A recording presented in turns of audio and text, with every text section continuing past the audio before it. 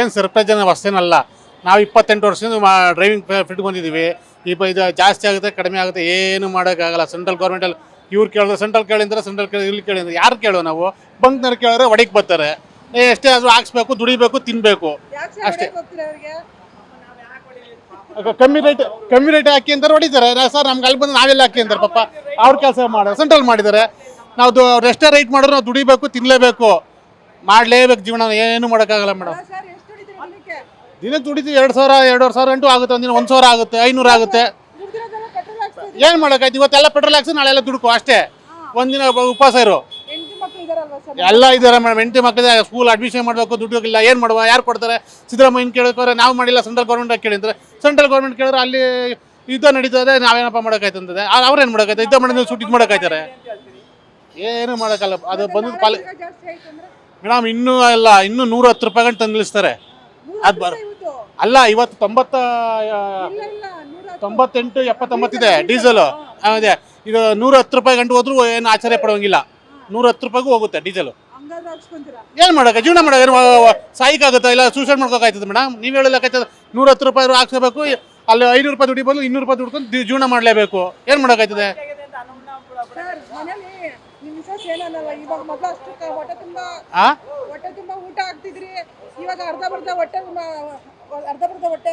Madam ಅವೆಲ್ಲ ಮನೇಲಿ ನಾವು ಹೆಂಗ್ ತಗೊಡ್ತೀವಿ ಹಂಗೆ ಮಾಡಾಕ್ತಾರೆ. ನಾವು ಚೀಲ ತಗೊಟ್ರೆ ಚೀಲ ತುಂಬ ಮಾಡಾಕ್ತಾರೆ, ಬಕೆಟಲ್ಲಿ ತಗೊಟ್ರೆ ಬಕೆಟಲ್ಲಿ ಮಾಡಾಕ್ತಾರೆ. ಅದು ಮಾಡಲೇಬೇಕು ಜೀವನನ. 1 kg ಅಕ್ಕಿ ತಗೋ ಬದಲು ಅರ್ಧ ಕೆ ತಗೋಬೇಕು, ಚೀಲ ತಗೋ ಬದಲು. ಏನು ಮಾಡೋಕ್ಕಾಯ್ತದೆ? ಈಗ ನಾವು ಅಲ್ಲಿ ಯುದ್ಧ ಮಾಡೋಕೆ ನಾವು ಸಿಕ್ಕಾಗುತ್ತೆ ಯುದ್ಧನ. ಅವರು ಅನೇಕಿಗಳು ಮಾಡ್ತಾ ಇದ್ದಾರೆ, ಮಾಡೋ ಕೆಲಸ ಇದ್ದಾನೆ ಯುದ್ಧ ಮಾಡ್ತಾ ಇದ್ದಾರೆ. ಇಲ್ಲಿ ಇಂಡಿಯಾ ಗ್ಲಾಸ್ ಆಯ್ತದೆ. ಏನು ಮಾಡೋಕ್ಕಾಯ್ತದೆ? ಈಗ ಮೋದಿಯವ್ರಿಗೆ ಬೈಕಾಯ್ತದ? ಇಲ್ಲ ಸಿದ್ದರಾಮಯ್ಯಗೆ ಬೈಕಾಯ್ತದೆ?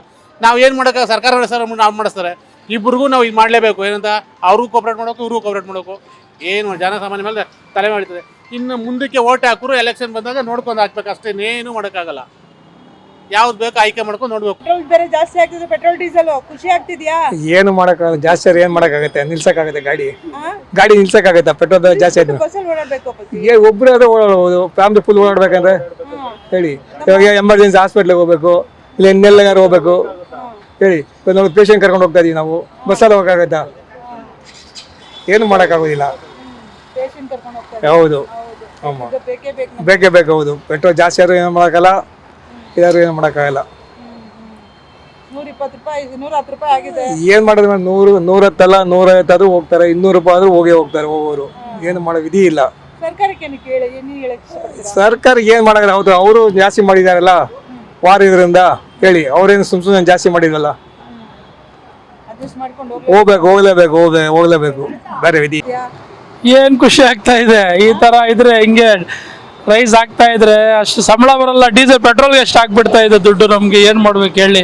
ಪೆಟ್ರೋಲ್ ಡೀಸೆಲ್ ಅಲ್ಲ ಸರ್, ದಿನ ಬಳಕೆ ಸಾಮಾನುಗಳ ಮೇಲೆ ಬೆಲೆ ಏರಿಕೆ ಆಗಿದೆ. ಅದೇ ಡೈಲಿ ಹಿಂಗೆ ಏರ್ತಾ ಇದ್ರೆ ನಾವು ಎಲ್ಲೋಗ್ಬೇಕು? ಬಡವರು ಗಾಡಿ ಓಡ್ಸಕ್ ಬಿಟ್ಬಿಡ್ಬೇಕು, ಸೈಕಲಲ್ಲಿ ಓಡಾಡಕ್ಬೇಕು. ಇವಾಗ ಆ ಥರ ಆಗೋಗ್ಬಿಟ್ಟಿದೆ ಪರಿಸ್ಥಿತಿ ಎಲ್ಲ. ಈ ನೋಡ್ಬೇಕು, ಅವರು ಮುಖಂಡರವ್ರು ಎಲ್ಲ ನೋಡ್ಬೇಕು. ಈ ಥರ ಮಾಡ್ರೆ ಕಷ್ಟ, ಜನಗಳಿಗೆ ಫುಲ್ ಕಷ್ಟ ಆಗ್ತಾ ಇದೆ. ಈ ಥರ ಪೆಟ್ರೋಲ್ ರೈಸ್ ಆಗ್ತಾ ಇದೆ, ದಿನ ಆಗ್ತಾ ಇದ್ರೆ ನಮಗೂ ತೊಂದರೆ, ಜನಗಳಿಗೆ ತೊಂದರೆ, ಟ್ರಾನ್ಸ್ಪೋರ್ಟೇಷನ್ಗೂ ತೊಂದರೆ ಆಗ್ತಾ ಇದೆ. ಎಲ್ಲ ತರಕಾರಿ ಆದದ್ದು ಎಲ್ಲ ರೈಸ್ ಆಗ್ತಾ ಇದೆ.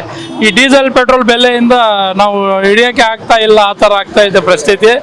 ಸ್ವಲ್ಪ ಡೀಸೆಲ್ ಪೆಟ್ರೋಲ್ ಕಡಿಮೆ ಮಾಡಿದ್ರೆ ಒಳ್ಳೇದಾಗುತ್ತೆ. ನೋಡಿ, ಸ್ವಲ್ಪ ಸಹಾಯ ಮಾಡಿ.